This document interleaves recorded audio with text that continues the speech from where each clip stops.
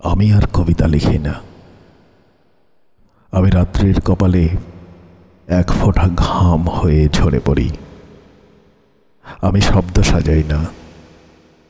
আমি দিগন্তে হেরে যাওয়া সূর্যের মতো নিঃশেষ হয়ে যাই। তবু ওই লেখাগুলো রয়ে যায় বিষণ্ণ বাতাসের পৃষ্ঠে, চোখের কোণে জমে থাকা কান্নার মতো। অশ্রু নয়, ভাষা নয়, শুধু এক ধরনের নীরব হাহাকার। তুমি যদি কখনো ভেবে থাকো আমি কবিতা লিখি, ভুল করেছ।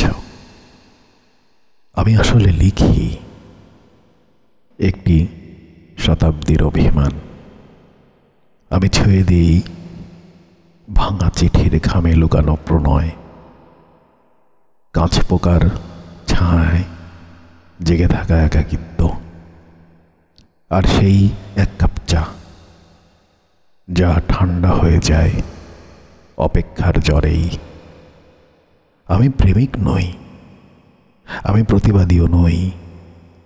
আমি সেই অদৃশ্য বার্তাবাহক যে প্রতি রাতে কারো অন্তর থেকে চুরি করে নিয়ে আসে অব্যক্ত ভালোবাসার ধ্বনি।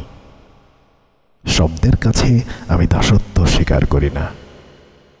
আমি শব্দ ভাঙি, গড়ি না।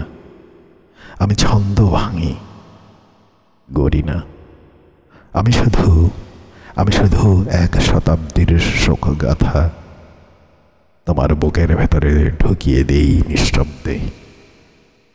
এই তো কবিতা, যেখানে কোনো ছন্দ নেই, তবু প্রতিটি বাক্যে বুক কাঁপে। যেখানে প্রেম নেই, তবু প্রতিটি স্তবকে নিঃশ্বাস ঘন হয়ে আসে। এই তো তুমি, এই তো আমি।